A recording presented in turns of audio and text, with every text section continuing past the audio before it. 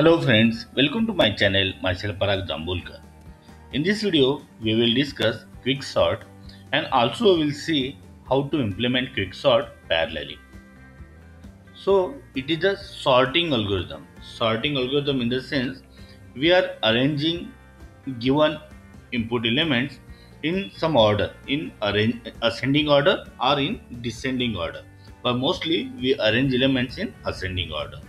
So quicksort is a sorting algorithm. Now see, suppose this is the given array. We can choose any element as a pivot element. So basically there are three options. We can choose first element as a pivot element. We can choose the last element as a pivot element, or randomly we can choose any element as a pivot element. So in this example, we have taken last element as a pivot element. At the end, 9 comes to its correct position. Correct position in the sense, see, same array, it is written like this. So it is divided into two parts now. All these elements are smaller than 9 and all these elements are larger or greater than 9. So this array is divided into two parts. This part here, all the elements are smaller than 9 and these elements are greater than 9. So in this way, this array is divided into two parts.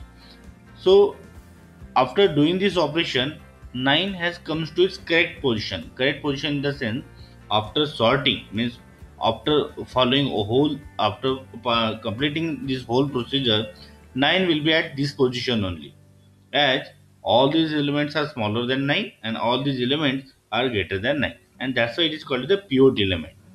So this is the first procedure. Then now it is divided into two parts. So this is a one part and this is another part. Now again, here we are taking this 7, that is the last element, as a pivot element, and again we will take it to correct position. So correct position of 7 will be this. Now all these elements are smaller than 7 and this element is greater than 7. Again we got two parts. So we'll take this element as a pivot element. So again it will get divided into two parts. Again we will take this last element as a pivot element and again it got divided into two parts.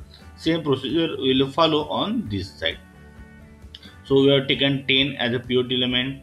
So 10 correct position is this. So all the elements will be on left hand side, which are smaller than 10 are on this side, and these elements which are greater than 10 will be on this side. So we have kept 10 on in this part. Again same procedure will follow.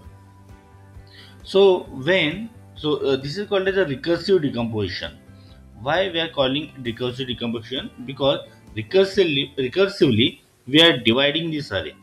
See, that was the input array. We are divided into two parts. Whatever the procedure that we have applied on this array, same procedure we are going to apply, or same algorithm we are going to follow on this array. Same algorithm we will apply on this array. Again, same algorithm or procedure will apply on this. Same procedure will apply on this. Same, and that's why it is called as a recursive decomposition. Recursively, we are decomposing the array. That's why it is called as a recursive decomposition.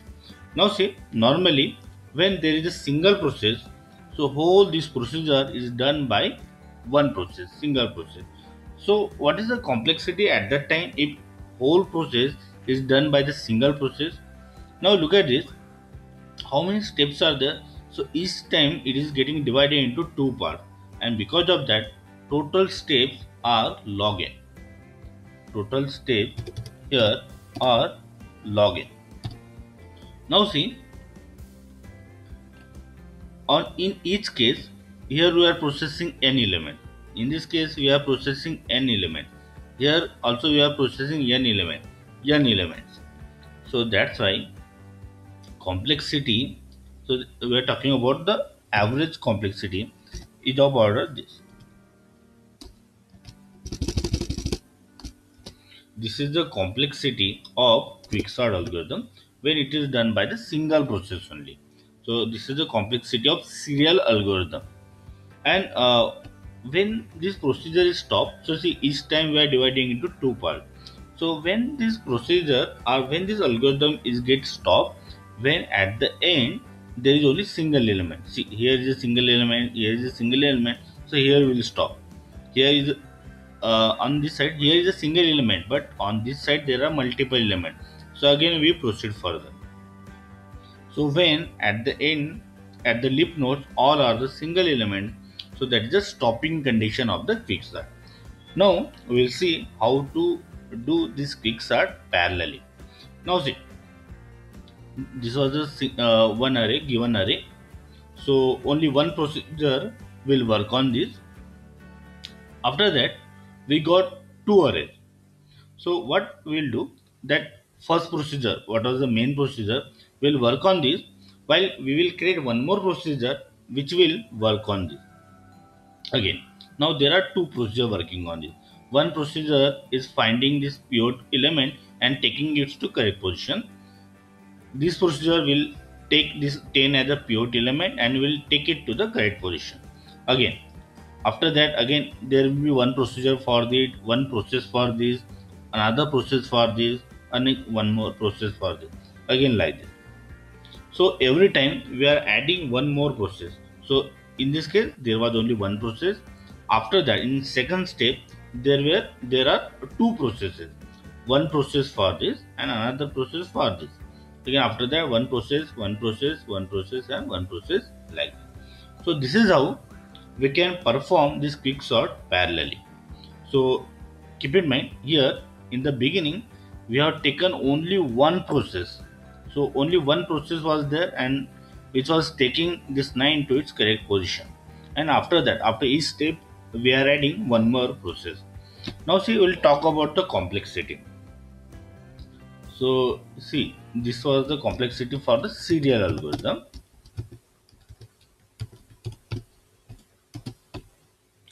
Now see, when it is done parallelly, now look at this. In this approach, what are the approach that I have told? So one process is working on this. In second step, two processes are working on this. In next step, four processes are working on it. Likewise. So in this case, now see, in first case, okay. So when we have this array, there is only one process, and that one process is taking this 9 to its correct position, right? There is one process, and that process is taking this 9 to its correct position. So here we are working on 9 elements, n elements. Here we are working on n elements, right? So in the first case only, we are working on the n elements. So we can say it is a theta of n. So we are talking about the first step only. Now in this way, in each step, so single process is there, and that single process is finding correct position for the pivot element. Here also, single process is there, and that single process is taking this number, taking that pivot element to its correct position. Now see, look at the first place only, and in the beginning only. So only one process is taking that number to its correct position. So at that time, we are processing all the n elements, right? We are processing all the n element. Then one process will get added, and at the end we require total n processes, right? We require n processes, and if we calculate the cost, what will the cost? See, in the beginning we require that complexity, right? That is the complexity, and we are taking n processes. So if you multiply this with n, so n into n, so how much it will be? That will be the square of this, square of n, square of n. Now see, so I am talking about the first step only. Here there we have to perform n comparisons, right? Overall, how many processes we require? N processes. So if we calculate the cost, how we calculate the cost? Complexity and number of processes, n into n. So complexity will become theta of n square, and that we are talking about the first step only. So when this cost, I have created one video there. I have discussed all these performance metrics, cost, parallel execution time, all these are the performance metrics. So how we calculate the cost? So we multiply this complexity by the number of processes. So then it becomes a cost.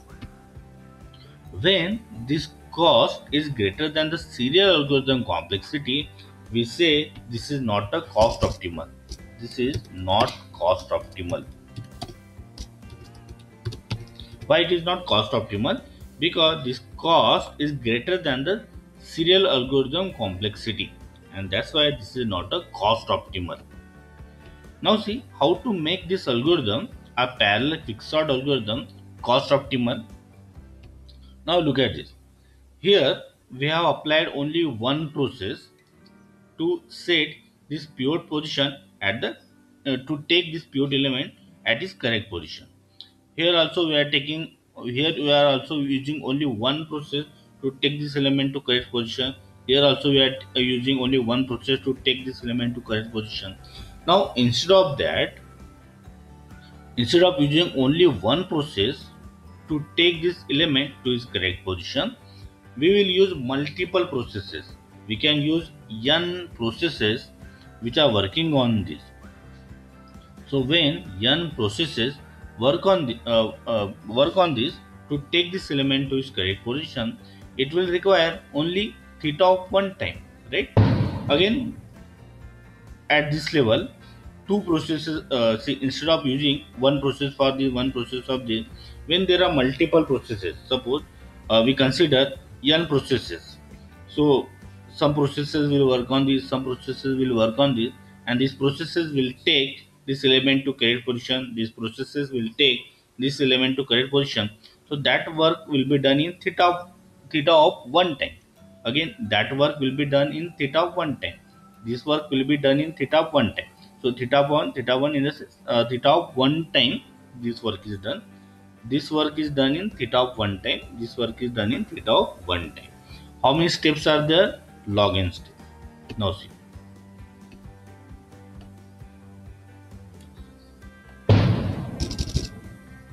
Each time we require theta of one time. Total time that we require, that is the theta of one. Theta of one only, right? How many steps are there? So there are log n steps, right? So that's what is the complexity now? That is theta of log n. Theta of log n. That is a parallel execution time.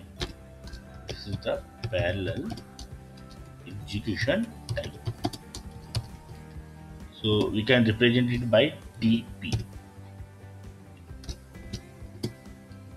So parallel execution time is theta of log n. Now see how many processes that we have used here. Processes are n, right? Now we calculate the cost. So what is the cost?